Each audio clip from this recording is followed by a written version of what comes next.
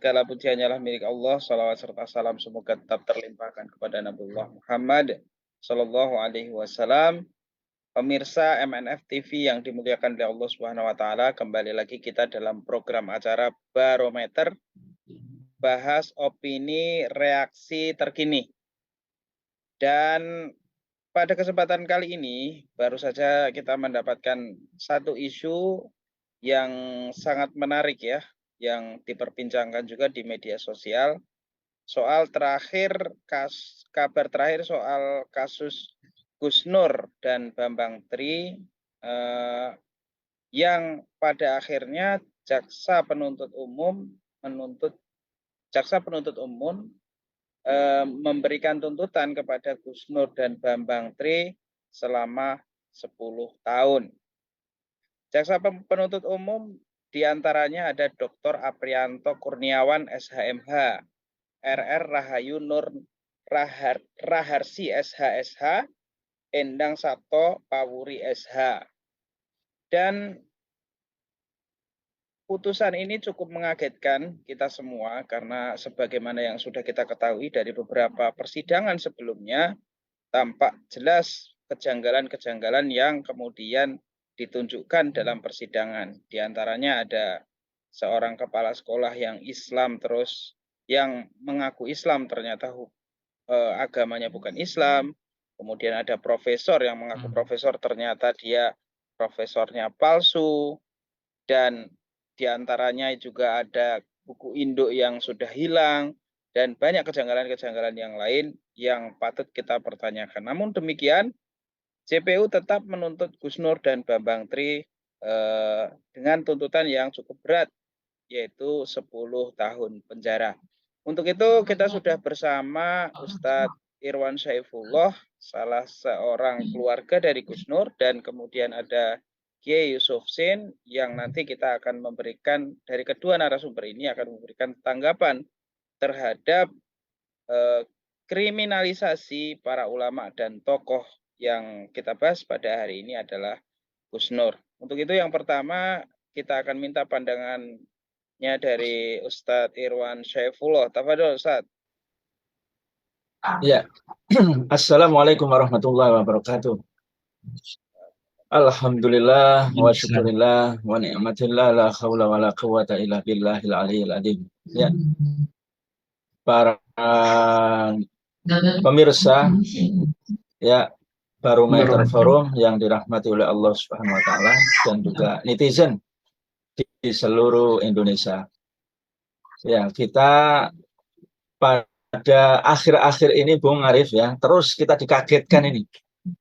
Ya, dengan berita-berita yang sangat ya membuat dada kita ini berdegup kencang. Ya, luar biasa. Bagaimana Undang-Undang Cipta Kerja yang didemo berjilid-jilid ini, Perpu Cipta Kerja ini. Nah, kemarin sudah disahkan. Ya, ini berbagai macam bulian dari netizen. Ini pemerintah yang menabrak, pemerintah yang ngawur, pemerintah yang ugal-ugalan. Wah, pokoknya habislah ini ya. Luar biasa. Kemarahan dari buruh dan juga netizen. Demikian juga kita dikagetkan ya, kemarin masih belum usai lah ya kasus Sambo ya. Demikian juga dikagetkan kita juga bagaimana 300 triliun Bung Arif, betul tidak ya? Luar biasa. Masih juga ini Wamen juga, ini juga ada juga apa namanya laporan juga, ini dugaan juga ada korupsi di situ juga. Ini luar biasa Bung Arif ya. Dan terakhir kemarin juga ada demo juga Bung Arif ya. Penolakan di mana-mana terhadap ya tim sepak bola usia 20 dari negara Israel penjajah. Ya, jadi di tengah hiruk pikuk dan ramainya berbagai macam ya kasus yang ada di negeri kita ini, kita ternyata juga tidak ketinggalan juga dikagetkan ya dengan tuntutan dari JPO terhadap Gus Nur dan Bambang Tri 10 tahun. Ya, ini tidak masuk akal, Bung Arif ya. Ini sidang apa ini? Kalau kita katakan sidang dagelan, kurang ini Bung Arif. Kalau sidang sangat lucu juga kurang ini ya. Ya, ini barangkali sidang mimpi barangkali Bung Arif ya. Karena tidak masuk akal ini sidang ini ya. Nah, yang pertama Bung Arif, mudah-mudahan saja ya, ini hanya sekedar kekhawatiran atau barangkali tekanan politik terhadap JPU ini Bung Arif ya. Sehingga persis kasusnya ya Imam Besar Habib Rizik Syihab ya dituntut tinggi, ternyata alhamdulillah realitasnya tidak benar sehingga vonisnya kecil. Demikian juga Bang Edi Mulyadi dituntut hampir 11 tahun. Ya, 6 tuntutan. Ya, 6 video. Tapi alhamdulillah cuma sekitar berapa ya? 10 bulan atau 8 bulan. Akhirnya langsung bebas. Mudah-mudahan ya. Tapi kalau ini ada pesanan, ada tekanan politik, maka kami juga menduga bahwa di balik ya tuntutan yang sangat besar, kalau nanti hakim ternyata tidak adil, maka di balik ini dugaan kuatnya itu ada pesanan politik atau ada juga politik adu domba di sini. Karena rezim ini sudah kita lihat ya, rezim Jokowi ini politiknya ini sudah diketahui oleh khalayak umum ya, bahwa dia ini berharap ya tekanan dari oligarki, pesanan dari oligarki dengan berbagai macam proyek yang ada di negeri ini ya, berharap Pak Jokowi ini 3 periode. Nah, ketika 3 periode ini ya belum berhasil, penolakannya luar biasa. Nah, tentu dia berharap kalau ada pemilihan, maka yang terpilih presiden ini yang mampu melayani dan melindungi oligarki. Atau melindungi berbagai macam kebijakan dari rezim Jokowi ini yang ya sangat zalim dan menyengsarakan rakyat. Ya, atau melindungi berbagai macam banyak korupsi yang mungkin bisa dibongkar.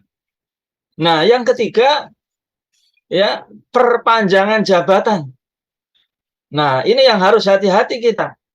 Jadi kalau Bapak Hakim tidak adil, tidak menggunakan keimanan, tidak menggunakan hati nurani yang sangat dalam, ya, kemudian memutuskan sangat berat, nah maka ini diduga, ya, keputusan ini adalah untuk memancing kemarahan rakyat, memancing kemarahan para ulama, para habaib, ya, ormas-ormas Islam, ya, sehingga terjadi chaos. Nah, kalau chaos, maka bisa terjadi ya perpanjangan jabatan. Nah, ini barangkali yang harus kita cermati dengan ya dengan kepala dingin, dengan analisis yang cermat, sehingga kita tidak terpancing dengan tipu muslihat atau rencana-rencana jahat dari ya politisi-politisi busuk atau oligarki.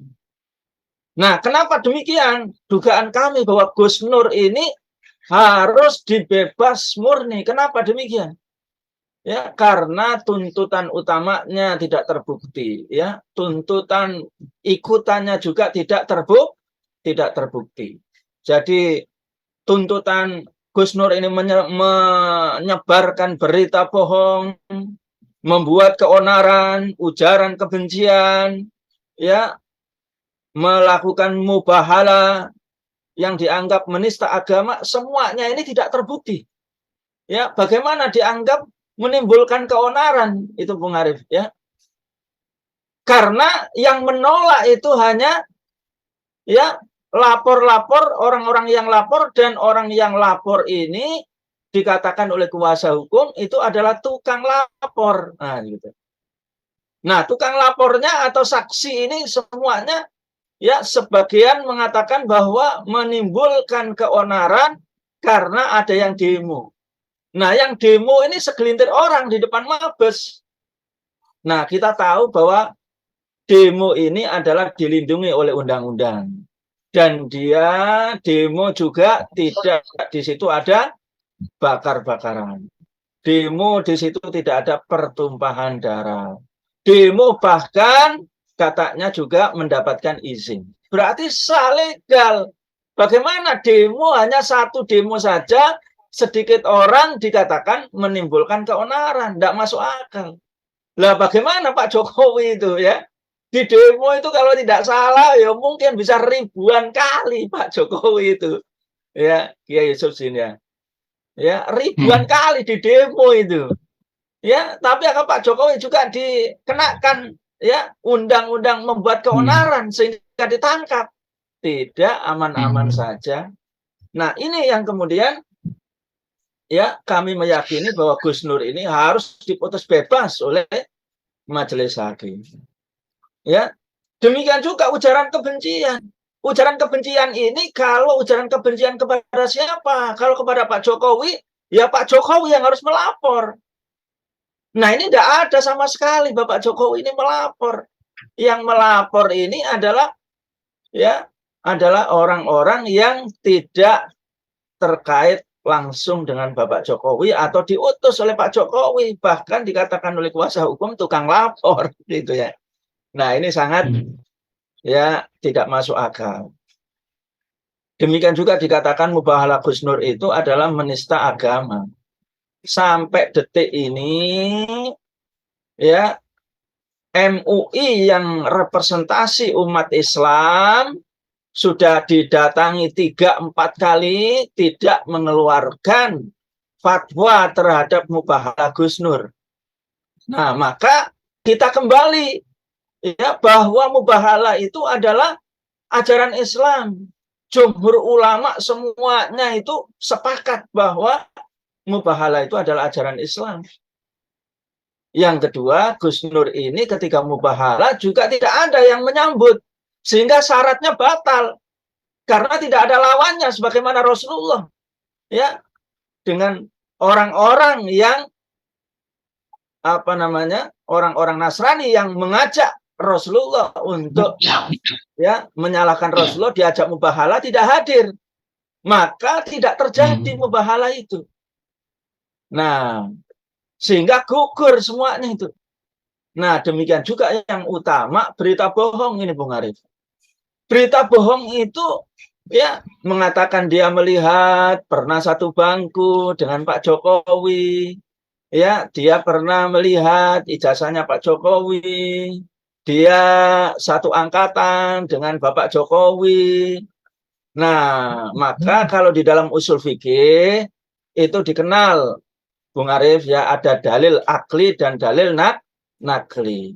Kalau kedua-duanya itu menggunakan dalil nakli dan dalil akli, maka kalau di dalam persoalan pembuktian atau akidah, maka yang kuat dipakai itu adalah dalil akli.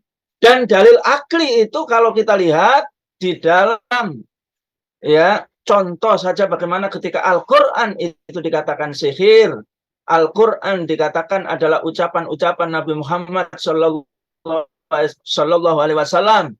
Demikian juga ya Al-Qur'an itu adalah dianggap juga berita-berita yang bohong. Maka ketika ada tuduhan dari orang-orang Quraisy, orang-orang jahiliyah ketika itu, ya, maka Al-Qur'an di sini ya melakukan ya menantang untuk dibuktikan atau dalam hal ini menggunakan dalil akli. Nah, makanya disebutkan oleh Allah SWT di dalam surat Al-Baqarah ayat berapa? Ayat 23 ya. A'udzubillahi minasyaitonirrajim. Bismillahirrahmanirrahim. Wa in kuntum fi raibim mimma nazzalna ala abdina fa'tu bi suratim min mithli wad'u syuhada'akum min dunillahi in kuntum shadiqin. Dan jika kamu tetap dalam keraguan tentang Al-Qur'an yang kami wahyukan ya kepada hamba kami, yakni Nabi Muhammad Shallallahu Alaihi Wasallam, maka buatlah satu surah saja yang semisal dengan Al-Quran, dan ajaklah penolong-penolongmu selain Allah SWT jika kamu orang-orang yang benar. Maka ayat ini menantang, ya, ketika Al-Quran ini Al-Quran ini disalahkan, Al-Quran ini disesatkan, maka tidak menggunakan dalil nakli, ya. Dalil nakli juga ada, ya. Inna dina 'indallahil Islam, agama yang paling benar di sisi Allah adalah Islam. Namun di sini Allah SWT mengedepankan, ya, Al-Quran itu sendiri, silahkan dibuktikan, ya. Dan orang-orang Arab, ya, banyak membuat syair yang sangat lucu, ya, gitu loh. Gajah binatang yang amat besar, telinganya besar, gitu ya. Nah, itu tidak memiliki arti. Yang surat Al-Fil ini berkaitan dengan berita-berita hancurnya pasukan Abraha, ya, dan juga bagaimana tidak ada yang bisa menolong Ka'bah kecuali hanya Allah, salah satunya, ya. Demikian juga Al-Quran apakah dibuat oleh Rasulullah? Tidak. Kenapa? Karena bahasa Al-Quran, bahasa Rasulullah itu adalah hadis. Dan berbeda dengan bahasa Al-Quran. Dan Al-Quran juga menantang tidak hanya kepada orang Arab, kepada Rasulullah, tapi kepada manusia hingga sekarang. Dan sampai detik ini pun tidak ada satupun manusia yang berani mengatakan bahwa Al-Quran buatanku. Jadi kalau Al-Quran itu bukan buatan manusia, berarti Al-Quran itu wahyu. Dan para ulama, para pakar, para ilmuwan itu setuju. Kebenaran ada kebenaran yang berasal dari akal manusia relatif. Ada kebenaran wahyu, mutlak kebenarannya. Nah, ketika orang Arab tidak bisa membuktikan kesalahan Al-Quran, ketika Rasulullah juga tidak bisa meniru dengan Al-Quran, demikian juga orang-orang hingga manusia sekarang ini tidak mampu dia meniru atau mengakui Al-Quran, berarti Al-Quran adalah wahyu. Nah, kalau Al-Quran wahyu, maka mutlak kebenarannya. Demikian juga, ya, Bung Arif, yang paling tinggi kasus Pak Jokowi ini menggunakan dalil akli, kalau kita menggunakan usul fikih ini, ya, itu adalah ijazahnya, Bung Arif, didatangkan. Gitu loh. Jadi kalau dibanding saksinya, temannya, ahli forensik, nggak ada apa-apanya itu, Bung Arif. Ijazahnya. Kalau sudah ijazahnya itu datang, maka tanda tangannya benar atau tidak. Kertasnya itu sama enggak dengan yang lulusan itu, Bung Arif. Gambar garudanya, capnya itu bisa dihitung tahun berapa. Gampang itu. Kalau katanya Dr. Edi Sujana, case close, gitu ya. Langsung selesai sidang, hanya mendatangkan ijazah. Ya. Nah, itu barangkali Bung Arif, ya, sebagai pengantar dari saya itu, ya. Ya, terima kasih kepada Ustadz Irwan Saifullah yang telah menyampaikan hal-hal yang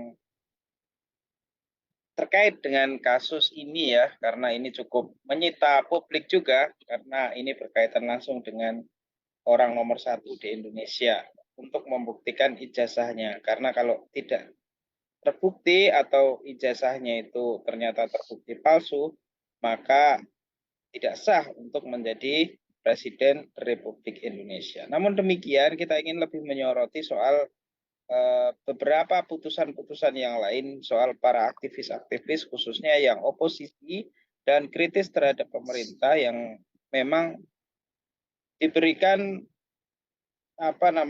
putusan dan penangkapan, ya, kita sebut saja ada Bang Munarman, ada Habib Rizik, ada Habib Bahar, kemudian ada Bang Edi Mulyadi, dan ini ada Gus Nur, yang kesemuanya itu dalam tanda kutip adalah orang-orang yang mencoba memberikan kritik kepada pemerintah, namun akhirnya berakhir dibui. Ya, kita ingin tanya kepada Kiai Yusuf Sin berkaitan dengan fenomena ini. fenomena para aktivis, para tokoh yang kemudian di rezim ini itu dalam tanda kutip ya, hampir semuanya itu dikriminalisasi. Nah, gimana tanggapannya Kiai Yusuf Sin? Tafadhol. Syukran Bang Arif. Pemirsa Barometer yang dimanapun Anda berada yang dimuliakan oleh Allah Subhanahu wa Ta'ala. Bismillahirrahmanirrahim. Assalamualaikum warahmatullahi wabarakatuh. Bismillah, Waalaikumsalam alhamdulillah, warahmatullahi wassalatu wassalamu wabarakatuh. ala Rasulillah wa ala alihi wa ashabihi wa mawalah. Terlebih dahulu saya ingin mengucapkan marhaban ya Ramadan kepada para pemirsa semuanya, ya Alhamdulillah, para barakallah. Masya Allah, ada Ustadz Irwan, narasumber yang tadi telah telah memberikan berbagai keterangan, pemahaman yang cukup menarik tentang fakta terkait para ulama, para asatidz, ya, para dai yang dikriminalisasi, dan ini sebenarnya menarik bagi saya. Ya, semoga para pemirsa Barometer pun juga bisa mengambil hal-hal penting dari pemaparan beliau. Ya, ahlan wa sahlan Ustaz. Masya Allah, bisa Nah, ketemu kembali di forum ini. Masya alhamdulillah, Allah, luar barakallah, biasa. jazakum khair. Bung Arif yang dimuliakan Allah Subhanahu Wa Taala. Jadi saya ingin sedikit menerangkan beberapa hal bahwa eh, positioning seorang ulama, ya, dalam Islam menempati urutan yang paling tinggi dalam hal ikram, dalam hal ihtiram, dalam hal penghormatan, ya. Kemuliaan yang Allah Subhanahu wa taala berikan kepada seorang ulama ya karena ilmu yang dimiliki. Karena ilmu yang dimiliki. Tidak semua ulama ya mungkin akan menjadi mulia dengan ilmu yang dimiliki. Sehingga kemudian kita mengenal dalam syariat kita ada ulama su, ya. Ada ulama yang buruk atau ulama salatin atau ulama yang penguasa seperti itu.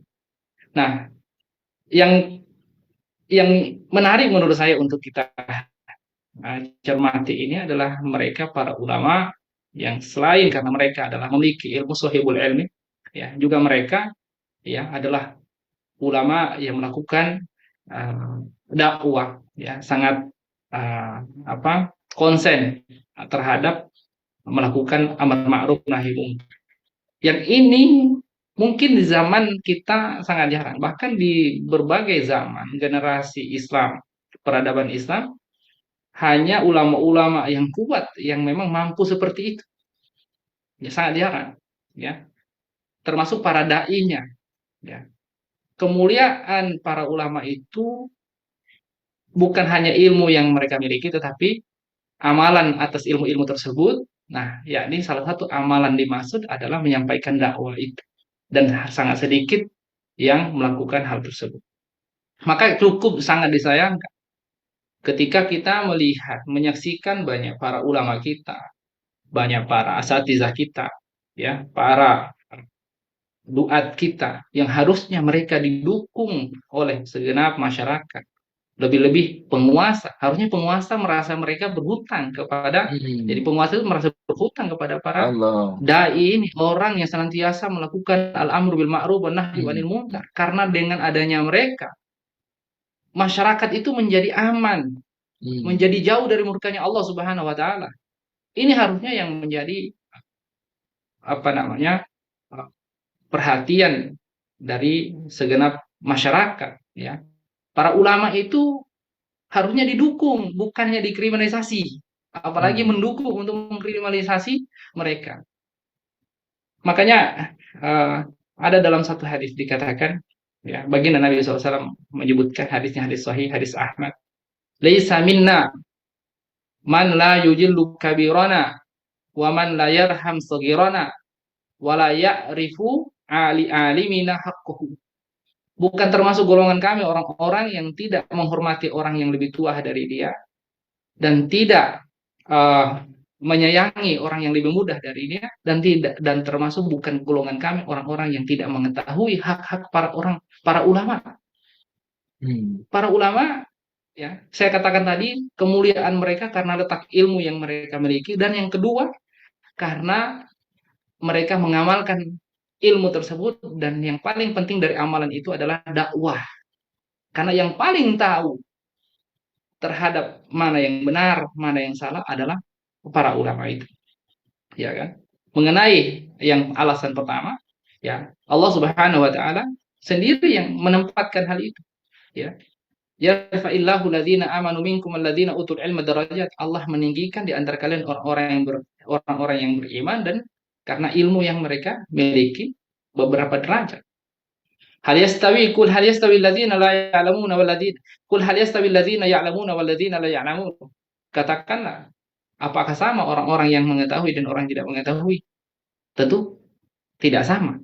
Nah, kemuliaan mereka karena ilmu yang mereka miliki ini, kemudian keutamaan mereka yang lainnya adalah karena mereka mengamalkan ilmu tersebut dan dalam hal ini adalah mendakwakan Islam tersebut. Nah, maka ketika kita melihat para ulama kita ini, ya mereka persekusi ya, sedemikian rupa, ditangkap, diancam seperti apa yang dijatuhkan kepada Gus Nur, ya tuntutan JPU itu.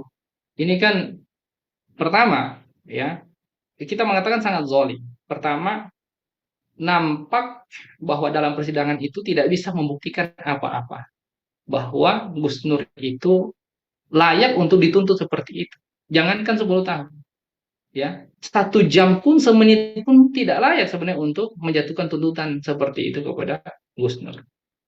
Ya, tadi juga, masya Allah, Ustaz Irwan juga sudah menyampaikan, ya terkait tentang mubahalah. Mubahalah itu kan syariat, ya syariat Islam, gitu kan. Dan Allah Subhanahu Wa Taala sudah menjelaskan tentang persoalan syariat mubahalah itu dalam Quran surat Ali Imran ayat 61. Ya, kalau kita lihat ayatnya dari 59 hingga 61, jelas di situ baginda Nabi Shallallahu Alaihi Wasallam itu mengajarkan, bahkan mencontohkan, ya terkait mubahalah itu, sehingga wajar ya ketika para ulama yang mengetahui tentang hukum ini, ya mengambil hukum ini dalam aktivitas-aktivitas tertentu, ya untuk menantang siapa saja orang-orang yang ingin, ya termasuk mempersekusi atau mempersoalkan, ya dan seterusnya. Itu bukan persoalan yang baru, gitu. Nah, sehingga menurut saya jadi tidak perlu kita persoalkan terkait mubahalah karena persoalan ini sudah clear, itu adalah hukum Islam, ya, ajaran Islam, ya. Jadi sangat keliru kalau ada orang yang menyoalkan persoalan itu. Maka di kesempatan kali ini mungkin menarik juga ya saya menyampaikan salah satu pernyataan dari Imam Al-Ghazali, ya yang mengingatkan kepada kita tentang apa namanya hak-hak para ulama tadi, ya sekaligus juga memberikan peringatan kepada ulama-ulama yang ngaku sebagai ahlu ilmi yang diam, ya atas berbagai kezaliman yang dilakukan penguasa, terlebih adalah mereka para ulama yang membantu kezaliman para penguasa. Imam Al-Ghazali, Abu Hamid Al-Ghazali rahimahullah, ya Hujatul Islam, pernah mengatakan fasadul ra'iyatu ya bifasadil muluk, bahwa rusaknya masyarakat itu karena rusaknya para penguasanya.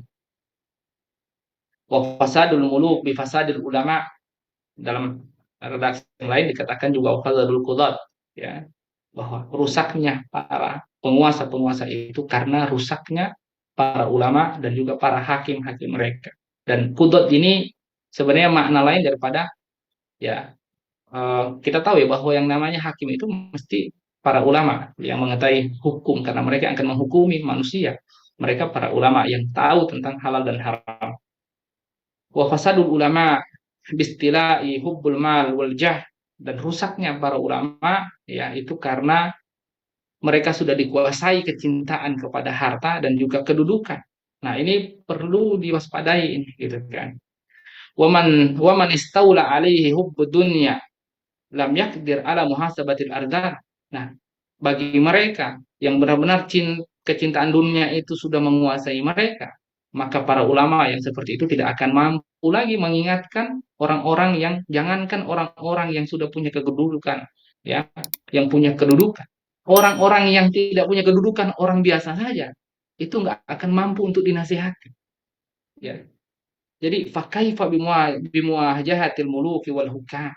Maka kalau orang-orang yang ardal saja, orang bahasa kita, orang-orang golongan yang biasa, tidak mampu lagi dinasihatin oleh mereka, bagaimana mungkin mereka akan mampu menasihati orang-orang yang punya kedudukan, ya, para penguasa. Dan saya khawatir bahwa ulama kita hari ini banyak yang terhinggap penyakit cinta dunia seperti ini, ya, cinta pada harta dan juga kekuasaan. Jangan sampai itu menghinggapi mereka sehingga mereka tidak mampu lagi berkata-kata, ya, tidak mampu lagi berkata yang benar, atau bahkan bahaya lagi, sangat bahaya ketika mereka, ya, menjadi orang yang menjadi pendukung kezaliman. Nah, ini sangat bahaya. Tentu, ya, ini telah mendapatkan ancaman dari Allah Subhanahu wa taala, ya. Ketika Allah misalnya bercerita tentang inna katsiran minal ahbar wa ruhban la ya'kuluna amwalan nasi bil batil wa yasudduna an sabilillah, bahwa sungguh sangat banyak ahli ilmu dan juga mereka para rahib-rahib, ya, la ya'kuluna amwalan nas bil batil, mereka sungguh benar-benar memakan harta orang-orang secara batil. Dan ini bukan hanya terjadi di luar Islam, terjadi pada ulama kaum muslimin, ya, bahkan mereka jelas-jelas Allah sudah menceritakan di sini, ya, mereka tidak hanya memakan harta secara batil, bahkan mereka rela untuk menjadi penghalang, orang yang menghalangi dari jalan Allah Subhanahu wa taala.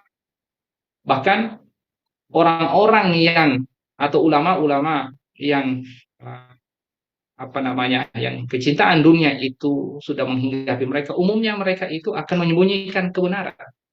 Makanya Allah ancam mereka, orang-orang yang seperti ini, ya, innalladzina yaktumuna ma anzalna minal bayyinati wal huda min ba'di ma bayyanahu lin-nasi fil kitabi wa ulaika la'anahumullahu wa yal'anuhumul la'inun.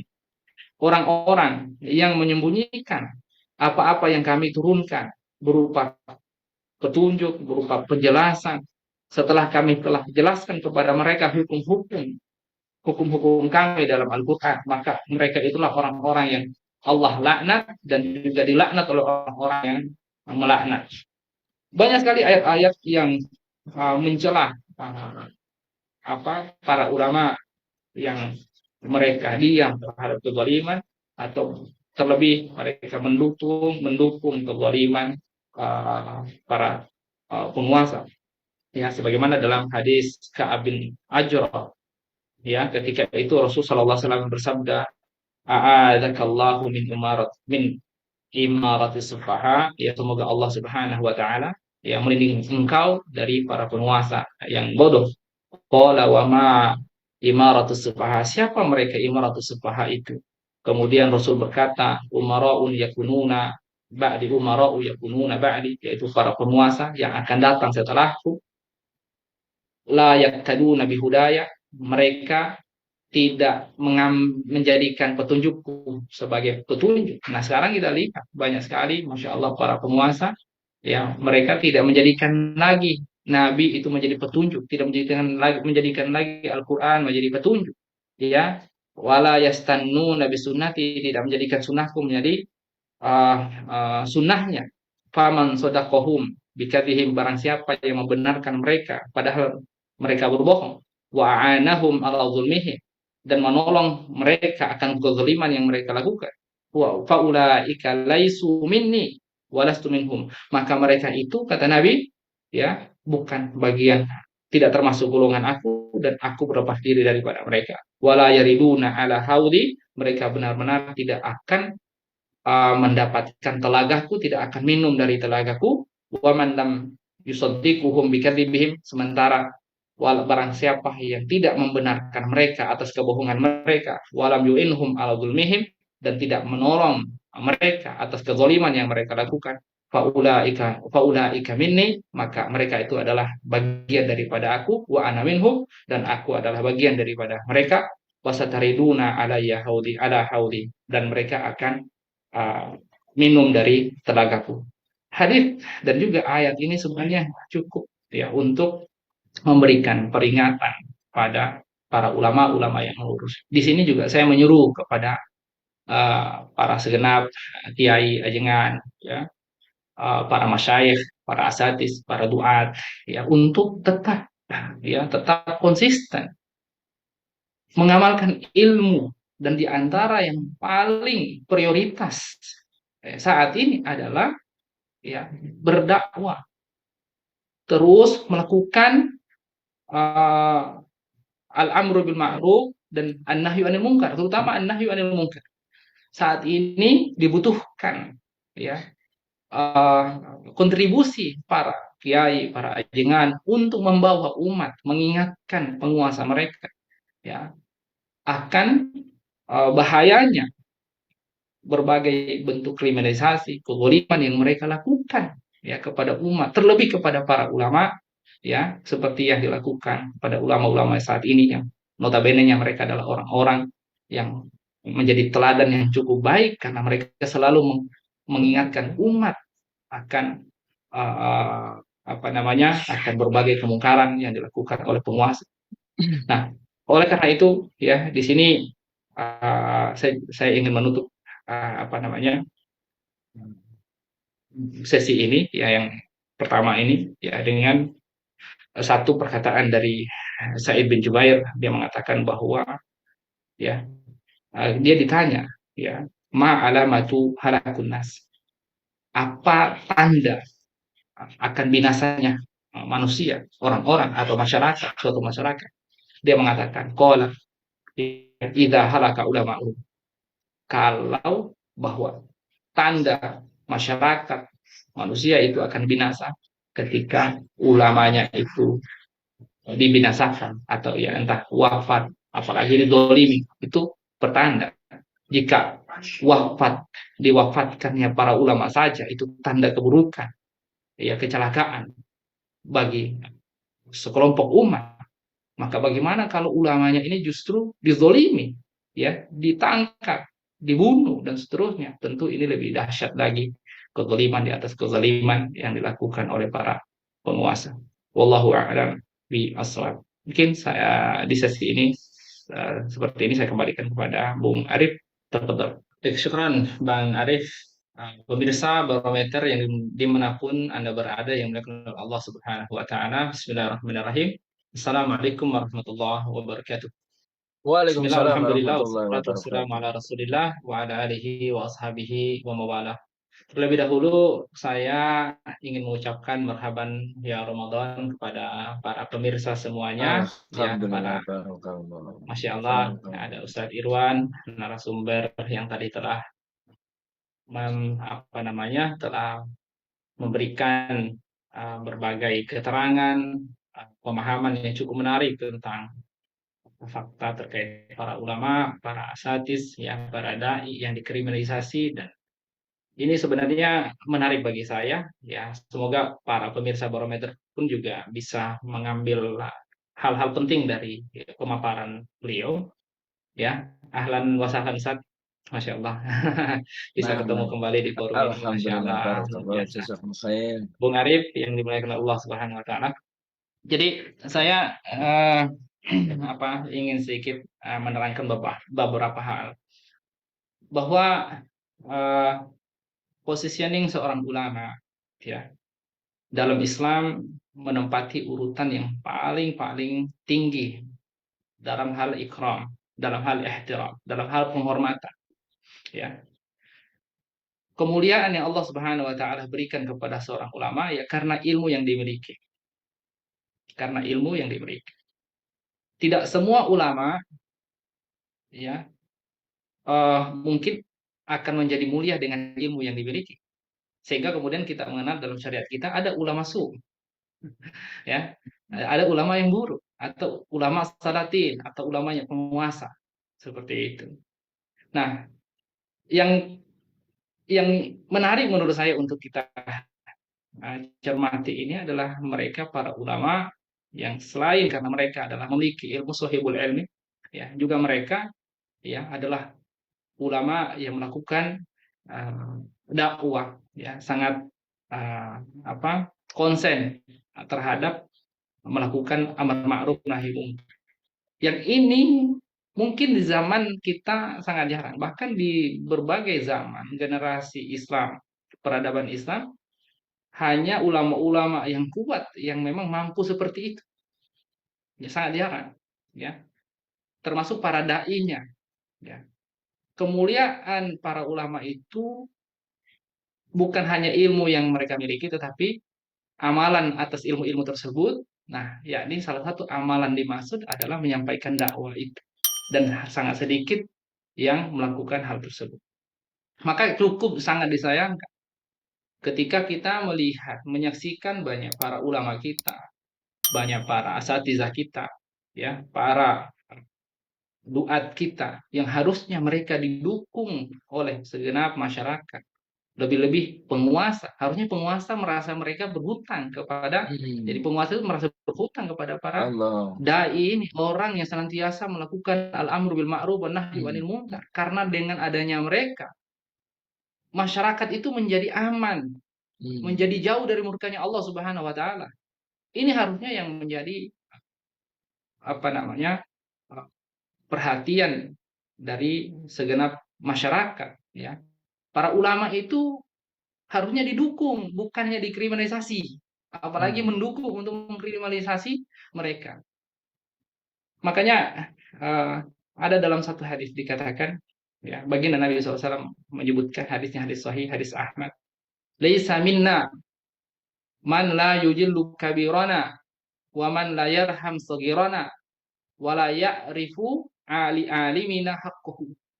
Bukan termasuk golongan kami orang-orang yang tidak menghormati orang yang lebih tua dari dia dan tidak menyayangi orang yang lebih mudah dari dia, dan termasuk bukan golongan kami orang-orang yang tidak mengetahui hak-hak para ulama. Para ulama, ya, saya katakan tadi, kemuliaan mereka karena letak ilmu yang mereka miliki, dan yang kedua karena mereka mengamalkan ilmu tersebut, dan yang paling penting dari amalan itu adalah dakwah. Karena yang paling tahu terhadap mana yang benar, mana yang salah adalah para ulama itu. Ya kan?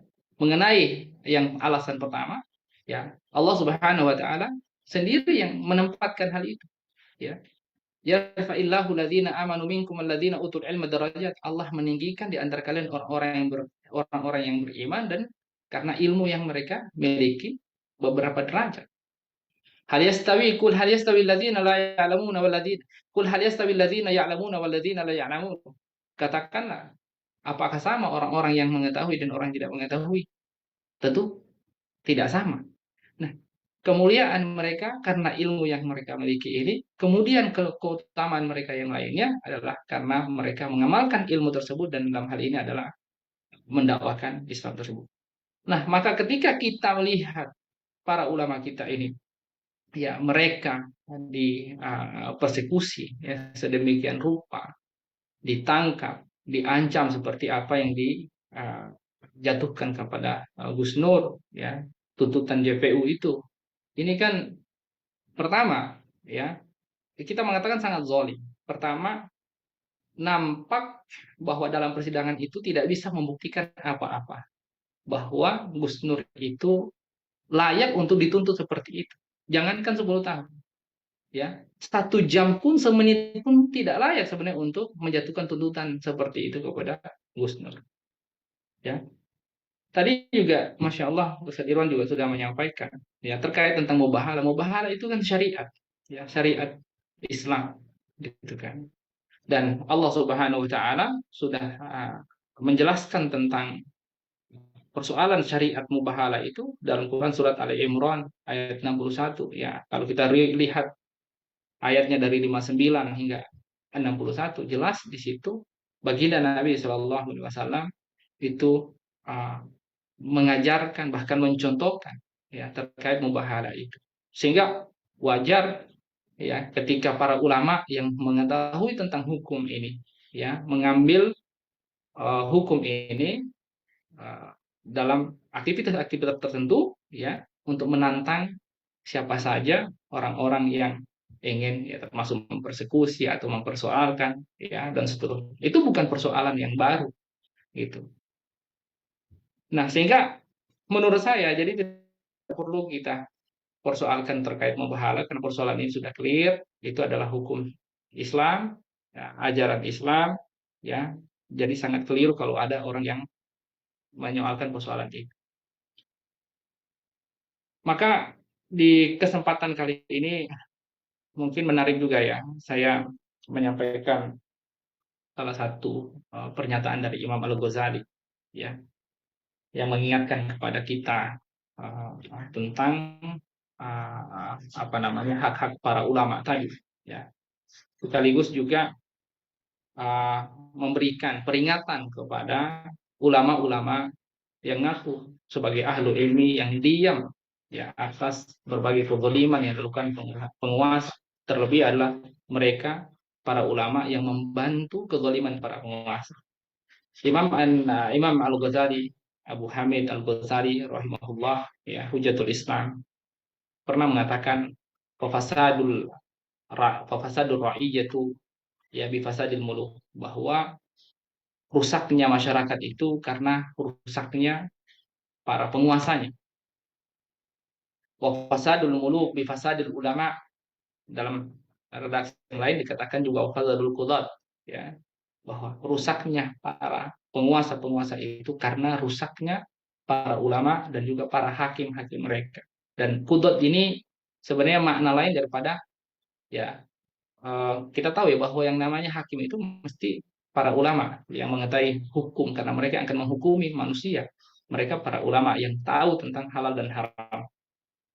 Wa fasadul ulama bistila'i hubbul mal wal jah, dan rusaknya para ulama ya itu karena mereka sudah dikuasai kecintaan kepada harta dan juga kedudukan.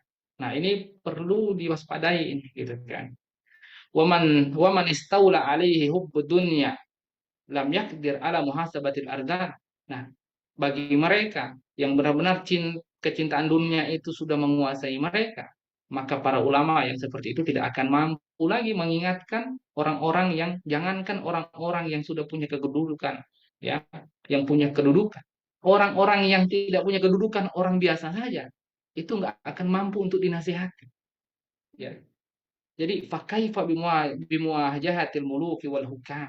Maka kalau orang-orang yang ardal saja, orang bahasa kita, orang-orang golongan yang biasa, tidak mampu lagi dinasihatin oleh mereka, bagaimana mungkin mereka akan mampu menasihati orang-orang yang punya kedudukan, ya, para penguasa. Dan saya khawatir bahwa ulama kita hari ini banyak yang terhinggap penyakit cinta dunia seperti ini, ya, cinta pada harta dan juga kekuasaan. Jangan sampai itu menghinggapi mereka sehingga mereka tidak mampu lagi berkata-kata, ya, tidak mampu lagi berkata yang benar, atau bahkan bahaya lagi, sangat bahaya ketika mereka ya, menjadi orang yang menjadi pendukung kezaliman. Nah, ini sangat bahaya. Tentu ya ini telah mendapatkan ancaman dari Allah Subhanahu wa taala, ya.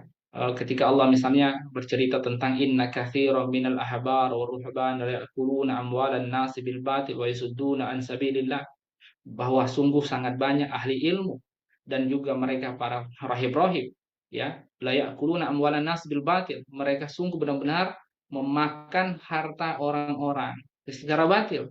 Dan ini bukan hanya terjadi di luar Islam, terjadi pada ulama kaum muslimin, ya, bahkan mereka jelas-jelas Allah sudah menceritakan di sini, ya, mereka tidak hanya memakan harta secara batil, bahkan mereka rela untuk menjadi penghalang, orang yang menghalangi dari jalan Allah Subhanahu wa taala. Bahkan orang-orang yang atau ulama-ulama yang apa namanya, yang kecintaan dunia itu sudah menghinggapi mereka, umumnya mereka itu akan menyembunyikan kebenaran. Makanya Allah ancam mereka, orang-orang yang seperti ini. Ya, innalladzina yaktumuna ma anzalna minal bayyinati wal huda min ba'di ma bayyanahu lin-nasi fil kitabi wa ulaika la'anahumullahu wa yal'anuhumul la'inun. Orang-orang yang menyembunyikan apa-apa yang kami turunkan berupa petunjuk, berupa penjelasan setelah kami telah jelaskan kepada mereka hukum-hukum kami dalam Al-Quran, maka mereka itulah orang-orang yang Allah laknat dan juga dilaknat oleh orang-orang yang melaknat. Banyak sekali ayat-ayat yang mencela para ulama yang mereka diam terhadap kezaliman, atau terlebih mereka mendukung kezaliman para penguasa. Ya, sebagaimana dalam hadis Ka'ab bin Ajrah, ya, ketika itu Rasulullah SAW bersabda, a'adzakallahu min imarati sufaha, ya, semoga Allah Subhanahu wa taala yang melindungi engkau dari para penguasa yang bodoh. Qala wa ma imaratus sufaha, siapa mereka imaratus sufaha itu? Kemudian Rasul berkata, umara'un yakununa umara'u yakununa ba'di, yaitu para penguasa yang akan datang setelahku, la yaktaduna bihudaya, mereka tidak menjadikan petunjukku sebagai petunjuk. Nah, sekarang kita lihat banyak sekali, masya Allah, para penguasa, ya, mereka tidak menjadikan lagi Nabi itu menjadi petunjuk, tidak menjadikan lagi Al-Quran menjadi petunjuk, ya. Wala yastannu nabi sunnati, tidak menjadikan sunnahku menjadi sunnahnya. Faman sodakohum bikatihim, barang siapa yang membenarkan mereka padahal mereka berbohong, wa anahum ala zulmihim, dan menolong mereka akan kezaliman yang mereka lakukan, wa faulaika laisu minni walastu minhum, maka mereka itu, kata Nabi, ya, bukan bagian, tidak termasuk golongan aku, dan aku berlepas diri daripada mereka. Wala yariduna ala haudi, mereka benar-benar tidak akan mendapatkan telagaku, tidak akan minum dari telagaku. Wa man lam yusaddiquhum bikadzibihim, sementara barang siapa yang tidak membenarkan mereka atas kebohongan mereka, walam yu'inhum ala zulmihim, dan tidak menolong mereka atas kezaliman yang mereka lakukan, faulaika minni, maka mereka itu adalah bagian daripada aku, wa ana minhum, dan aku adalah bagian daripada mereka, wasatariduna alayya haudi ala haudi, dan mereka akan minum dari telagaku.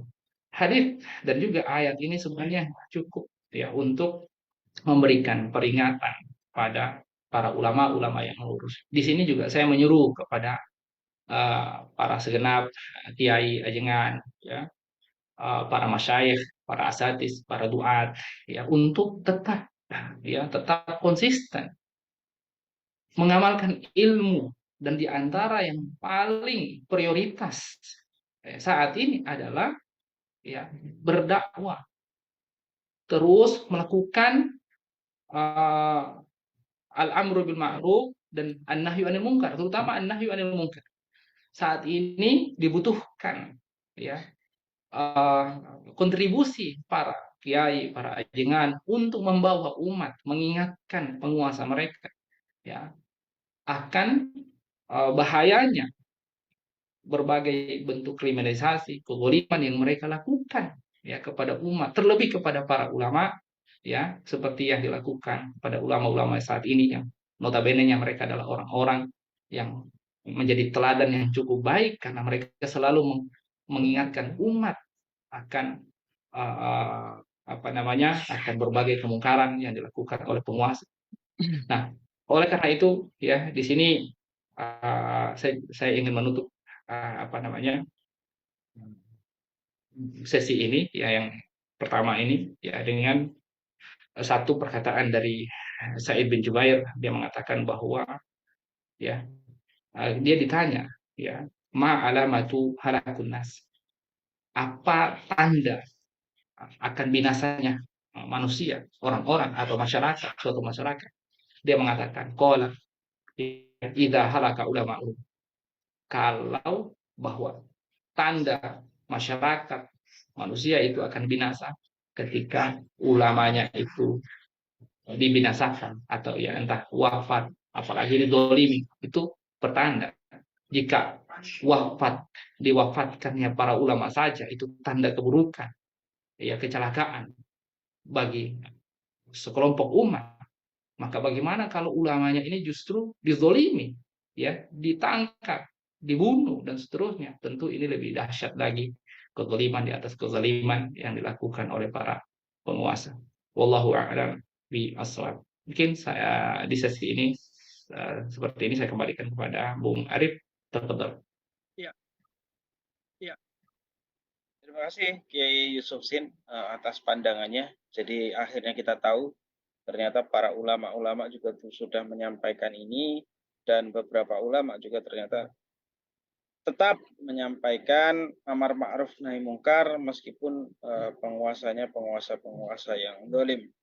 Nah, berkaitan dengan itu, tadi Ustadz Irwan Saifullah sedikit menyinggung soal kebijakan-kebijakan yang lain di negeri ini yang diterapkan, tapi kebijakan-kebijakan ini nampaknya adalah kebijakan-kebijakan yang sangat dipaksakan, bahkan cenderung dolim. Dan tadi disinggung juga soal Perpu Cipta Kerja, yaitu yang sudah ditetapkan sebagai inkonstitusional bersyarat, tapi kemarin meskipun di demo berjilid-jilid akhirnya ditetapkan juga oleh DPR RI yang dipimpin oleh Puan Maharani. Nah, berkaitan dengan fenomena-fenomena kezaliman ini, maka kita ingin lihat pandangan Ustadz Irwan, apa yang harus kemudian masyarakat atau rakyat ini lakukan. Di sisi lain, ketika bersuara dan khususnya orang-orang yang sering mengkritisi pemerintah, ada ancaman penjara, tapi di sisi lain juga kita melihat nampaknya semakin lama pemerintahan ini semakin dolim. Nah, untuk itu apa yang mesti dilakukan oleh masyarakat atau kita pada khususnya? Nah, ini mungkin sekaligus juga dengan closing statement ya Ustadz ya. Closing statement dari Antum, nanti berikutnya langsung ke Kiai Yusuf Sin. Tafadhol Ustadz. Ya. Ya, baik. Bung Arif. Ya, luar biasa ini. Bung Arif selalu mengundang kami ini ya untuk mengudara. Masya Allah. Ya, alhamdulillah. Ya, closing statement kami, Bung Arif. Yang pertama, Bung Arif ya, sebagaimana yang ditegaskan oleh Allah SWT di akhir surat Al-Baqarah ayat 23 ya. Gitu. Jadi in kuntum shadiqin ya. Jadi ketika mereka itu tidak mampu membuktikan fakta Al-Qur'an itu, berarti Al-Qur'an itu 100% benar gitu Bung Arif.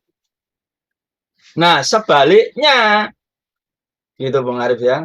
Ijazah palsu ini kalau tidak ada, ya, jadi kalau ada ijazahnya Pak Jokowi ini bisa dibuktikan 100% benar atau ya palsu gitu Bung Arif. Ya, mafhumnya, maknanya kalau ijazahnya itu tidak ada, maka dugaan 100% Bung Arif ijazahnya palsu. Karena berarti tidak berani gitu Bung Arif. Dan yang lucu, bagaimana mungkin gitu. Jadi ketika kuasa hukum meminta kepada JPU, tolong JPU dong hadirkan. Jawabannya lucu Bung Arif ya. Ya saya dikasih penyidik itu cuman ini saja barang buktinya gitu. Lah bagaimana JPU mampu menghadirkan saksi ahli, saksi fakta semuanya. Masa menghadirkan ijazahnya Pak Jokowi, yang Pak Jokowi ini ada di Solo gitu ya. Dekat sekali rumahnya itu Bung Arif, tidak ada 4 kilometer itu Bung Arif. Tidak bisa menghadirkan. Nah itu tidak masuk akal. Nah, itu Bung Arif ya, kesimpulannya jadi dugaan kuat 100% palsu kalau tidak berani menghadirkan. Kalau menggunakan dalil aklinya itu adalah fakta ya, berarti fakta ijazahnya itu Bung Arif ya. Yang kedua, menarik yang disampaikan oleh Kiai Yusuf Sin tadi ya. Di tengah hiruk pikuk ini sekarang banyak kriminalisasi, banyak jual beli hukum, banyak ya korupsi dan lain sebagainya. Ketika Gus Nur ini dihukum dengan hukuman yang berat ya, maka itu adalah tanda bahwa ya negeri ini sudah runtuh hukumnya. Dengan kata lain yang dikatakan oleh Kiai Yusuf Sin tadi, berarti penguasa dan ulamanya ini sudah jauh dari ketaatan pada Allah, bahkan mereka menjadi ulama su, bahkan mereka menjadi ulama penjilat. Kalau sudah seperti itu, maka negara ini akan hancur. Dan itu juga ditegaskan oleh Rasulullah. ya yang sangat terkenal di dalam hadis yang muttafaq alaih. Ya, ayyuhan nas innama ahlakal ladzina qablakum annahum kanu idza saraqa fihim asyarifu taraku. Ya, wahai manusia, sesungguhnya yang membinasakan orang-orang sebelum kalian adalah jika ada orang yang mulia, ada orang yang pejabat yang tinggi memiliki kedudukan di antara mereka yang mencuri, maka mereka dibiarkan alias tidak dihukum. Wa idza saraqa fihim adh-dhaifu aqamu alaihi had. Ya, namun jika yang mencuri itu adalah orang yang lemah atau rakyat biasa, maka mereka menegakkan hukum atas orang tersebut. Luar biasa. Ini Rasulullah, ya Allah. Ini apa namanya? Kasusnya ini adalah wanita Bani Makhzumiyah, gitu ya. Dan Rasulullah marah, ya, seolah-olah runtuh langit itu, Bung Arif, ya. Jadi innama ahlakal ladzina qablakum. Jadi sesungguhnya yang membinasakan orang-orang sebelum kalian. Jadi akan hancur seperti orang-orang sebelumnya.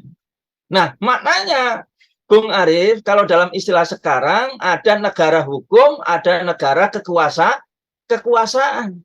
Jadi kalau hukum tidak ada, keadilan tidak ada, maka negara itu akan menjadi negara kekuasaan. Dengan kata lain berarti dibalik hukum yang tidak adil itu berarti ada kasus yang akan banyak dan semakin lama semakin banyak. Ya, jual beli hukum, korupsi, ya, atau juga menindas, ya, atau tebang pilih, itu akan semuanya terjadi, jual beli aset. Karena hukum sudah dikuasai oleh pejabat. Hukum sudah dikuasai oleh orang yang kuat, yakni oligarki dan konco-konconya itu. Nah, itu yang dikatakan Rasulullah masuk akal, Bung Arif. Akan hancur seperti umat-umat terdahulu itu hancur. Nah, negara kita ini bisa hancur. Ketika hukum tidak ada, berarti korupsi merajalela, jual beli aset, ya, suap menyuap, ya, demikian juga, ya, bisa juga mendolimi, bisa juga membunuh dengan hukuman ringan dan lain sebagainya. Apalagi politik wani piro, nah begitu Bung Arif, ya. Nah, itu akan merajalela, ya, luar biasa. Oleh karena itu saya menasihati kepada Bapak Hakim, gitu ya, menasihati kepada Bapak JPU. Termasuk saya juga menasihati kepada Pak Jokowi, nah, begitu Bung Arif. Termasuk juga Mbak Puan Maharani, ini paling bertanggung jawab nanti di hadapan Allah SWT. Apalagi Pak Mahfud yang pernah mengungkapkan hadis ini juga, Bung Arif. Ya, maka wajib dibebaskan Gus Nur itu ketika ijazahnya tidak bisa ya, ketika tidak dihadirkan. Ya, kalau dihukum berat, ini sama saja menghina, ya, DPR, MPR gitu Bung Arif. Ya, kalian kerja apa? Kalian, ya, menjadikan negara ini main-main, menjadikan negara korupsi, menjadi negara jual beli hukum. Sama saja begitu Bung Arif. Dihinakan sebetulnya. Apalagi Pak Mahfud sebetulnya direndahkan. Apalagi Pak Jokowi. Coba kita punya presiden yang dugaan pasti 100% ijazahnya palsu. Bagaimana nanti anak cucu kita, Bung Arif? Ya, luar biasa itu. Nah, itu barangkali nasihat saya. Oleh karena itu, Pak Jokowi masih ada kesempatan. Sebelumnya masih ada ini, Bung Arif. Ya, jadi bisa saja Pak Jokowi ini bertobat. Ya, bertobat. Ya, meminta maaf. Dia tidak memusuhi para ulama. Malah seperti yang dikatakan oleh Yusuf Sin, para ulama, para pengemban dakwah, para tokoh yang amar ma'ruf nahi mungkar, yang muhasabah lil hukam, ini yang harus dikasih hadiah gitu Bung Arif, yang harus dipuji karena dialah yang akan menjadikan negara ini tegak kebaikan, tegak yang ma'ruf, hilangnya yang mungkar gitu Bung Arif. Luar biasa tadi dari Kiai Yusuf Sin ini saya dapat inspirasi itu ya. Nah, kalau tidak, tadi dikatakan oleh Rasulullah akan hancur negara itu, Bung Arif. Ya, coba kena corona kemarin, kalau dilanjutkan oleh Allah, hancur tidak Indonesia?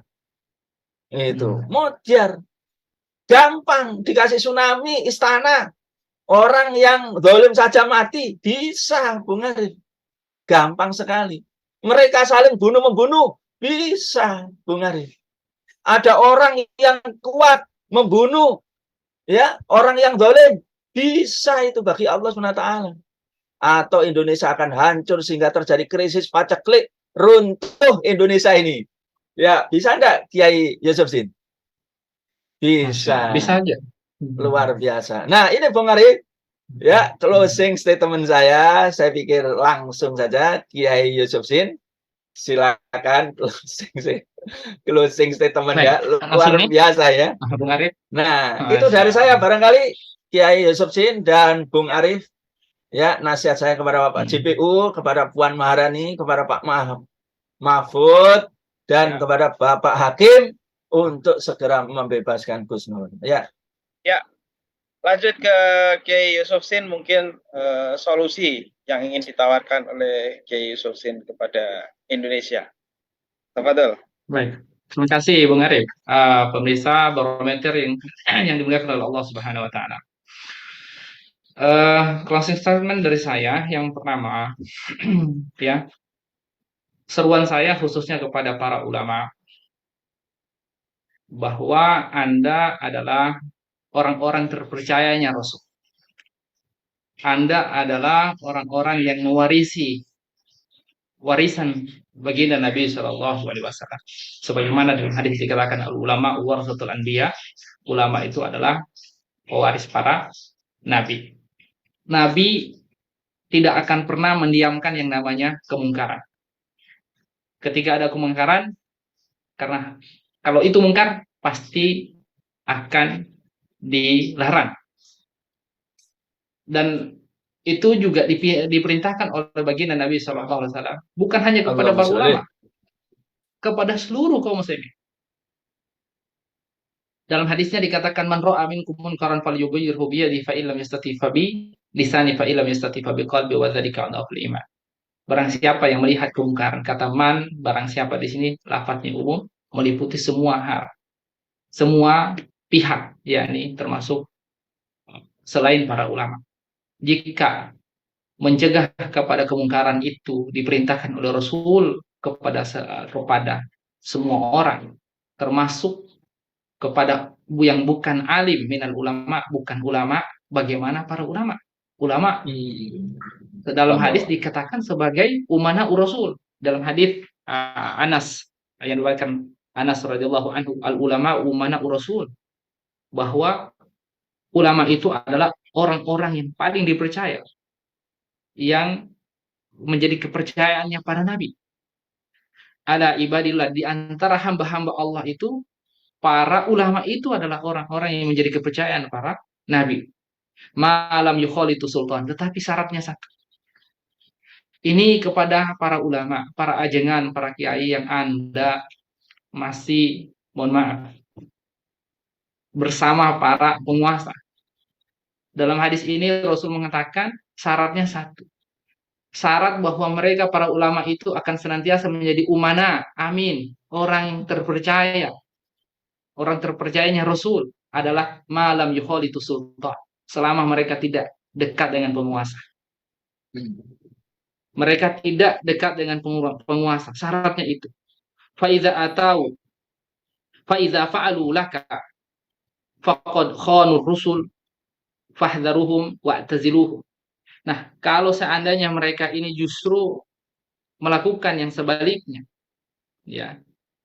Faiza fa'alu laka faqad khanu rusul. Nah, kalau mereka itu melakukan yang sebaliknya itu, maka mereka dikatakan sebagai orang yang berkhianat kepada Nabi. Jadi kalau para ulama itu, mereka itu dekat dengan penguasa, apalagi sampai membantu kezaliman para penguasa, maka mereka itu dianggap orang-orang yang telah berkhianat kepada baginda Nabi SAW. Maka Nabi meminta kepada kaum muslimin untuk berhati-hati dengan ulama yang seperti itu. Itu tanda, ya, dan menjauhi kepada mereka. Maka agar para ulama, mungkin masih banyak ulama kita adalah orang-orang yang hanif, ya. Saya menyeru kepada mereka, ya, agar kemudian tidak dianggap berkhianat kepada Nabi, maka berhati-hatilah dalam berhubungan dengan penguasa. Mungkin pertanyaannya adalah kenapa kita harus berhati-hati dengan penguasa yang ada? Jika hadis ini dipahami oleh para ulama, bisa saja terjadi di zaman khilafah, yakni di mana hukum Islam diterapkan, dan mereka sudah menjaga jarak dengan penguasa, seperti misalnya Imam Malik menjaga jarak dengan Khalifah Harun ar-Rasyid waktu itu. Dia tidak akan begitu mudah misalnya dipanggil di istana, yang nggak akan datang. Suruh Harun ar-Rasyid datang kepada saya, kira-kira gitu. Walaupun kebutuhannya hanya sekedar belajar, kan begitu. Artinya kalau saja para ulama itu di zaman khalifah hukum Islam diterapkan, artinya negaranya yang menerapkan Islam saja, para ulamanya juga merasa waspada untuk dekat dengan penguasa. Apalagi dengan sistem pemerintahan yang tidak menerapkan Islam. Bukan suudzon lagi, ya. Bahkan kita seharusnya secara yakin nggak boleh mendekati penguasa, ya, yang jelas-jelas secara yakin tidak menerapkan hukum Islam. Pasti sangat berbahaya. Maka Imam Al-Ghazali, ya, mengatakan ketika seorang ulama itu dekat dengan penguasa, maka akan ada 3 kondisi ketika berinteraksi dengan penguasa. Yang pertama, ya, mereka ini seburuk-buruknya, ya, tadkhulu alaihim, para ulama itu, ya, akan masuk di lingkungan mereka dan akan rusak, gitu kan. Dan ini paling buruk keadaan ini. Keadaan yang kedua ini tidak buruk, ya, ketika misalnya mereka didatangi para ulama, didatangi para umara atau para penguasa meminta nasihat dan seterusnya. Tetapi yang paling Islam, yang paling selamat kalau mereka menjaga jarak dengan penguasa, ya, terlebih mereka tidak melihat para penguasa dan penguasa dia melihat mereka. Nah, bagaimana kalau misalnya saling ngasih amplop dan seterusnya, ini sangat bahaya sekali. Ini, ya, sudah harusnya ditolak oleh para ulama, ya. Untuk didatangi penguasa saja itu bisa dorot, apalagi sampai dikasih doa, ya. Kata Ustaz Irwan, Masya Allah, doa dorongan amplop itu bahaya banget. Nah, itu yang pertama. Yang kedua yang ingin saya sampaikan, ya, bahwa para ulama ini, ya, mereka adalah kebaikan bagi masyarakat, kebaikan bagi negara, maka hormatilah mereka. Mereka memiliki hak, jangan dikriminalisasi, ya. Jika saja tidak dikriminalisasi para ulama, dengan diwafatkannya mereka saja adalah musibah dan kerugian terbesar bagi satu kaum, bagi satu bangsa, bagi satu negara, maka tentu kerugian yang sangat-sangat kerugian, ya, adalah ketika para ulama yang lurus, yang hanif, yang senantiasa memuhasabatul hukam, mengoreksi para penguasa ini biar pemerintahan itu akan senantiasa lurus, kecuali kalau para penguasa yang tidak menghendaki pemerintahannya lurus, ya wajar mereka jerah dengan ulama-ulama yang mengoreksi mereka. Dan ini tanda bagi masyarakat bahwa berhati-hatilah dengan penguasa yang mereka tidak mau dinasihatin. Nah, itu tanda, itu seburuk-buruk penguasa. Nah, harusnya mereka bersyukur karena para ulama ini hadir mengoreksi mereka, dan itu adalah dalam rangka untuk kebaikan negara, kebaikan masyarakat, dan harusnya para ulama ini benar-benar disupport oleh negara, ya. Kalau bisa digaji, harusnya seperti itu, ya, karena peran mereka yang sangat luar biasa. Mungkin ini yang dapat saya sampaikan sebagai closing statement. Saya kembalikan kepada Bung Arif. Alhamdulillah Rabbil Alamin. Jazakallah khairan kepada Ustadz Irwan Syaifullah dan Kiai Yusuf Sin yang telah berkenan untuk memberikan komentar terkait hal-hal yang perlu untuk masyarakat ketahui, diantaranya soal kebijakan-kebijakan rezim, termasuk soal tuntutan 10 tahun pada Gus Nur dan Bambang Tri. Nah, saya pikir ini penting untuk ditanggapi. Nah, maka dari itu tanggapannya tadi cukup jelas, ya. dari Kiai Yusufsin, maka jangan sekali-kali mengkriminalisasi ulama. Ulama itu dicabut aja dari muka bumi, artinya meninggal saja itu ada satu musibah, apalagi sampai dikriminalisasi. Nah, terima kasih pemirsa MNF TV dalam segmen barometer atas waktu dan kesempatannya yang senantiasa setia mengikuti diskusi kita, dan insya Allah ke depan kita akan terus update diskusi-diskusi soal-soal keumatan yang baru. Terima kasih. Mohon maaf atas Terima kasih, kurang dan Bung Arif. lebihnya. Syukron kepada Kiai Yusufsin, Ustaz Irwan Saifullah. Dan tidak lupa juga Bung Arif kepada Gus Nur, Bambang Tri, dan juga keluarganya. Yakinlah bahwa Allah yang memberikan yang terbaik. Ya, apa yang dia lakukan, amar ma'ruf nahi mungkar, diganjar oleh Allah SWT dengan ganjaran yang sangat tinggi. Yang kedua, pasti dibalas dengan kebaikan. Dan orang-orang yang jahat kepada dia juga pasti akan dibalas juga oleh Allah SWT. Pasti, Ustaz Arif. Maka terus maju. Ya, terima kasih Bung Arif ya. Terima kasih atas Ustaz Irwan. Wassalamualaikum warahmatullahi wabarakatuh. Waalaikumsalam warahmatullahi wabarakatuh.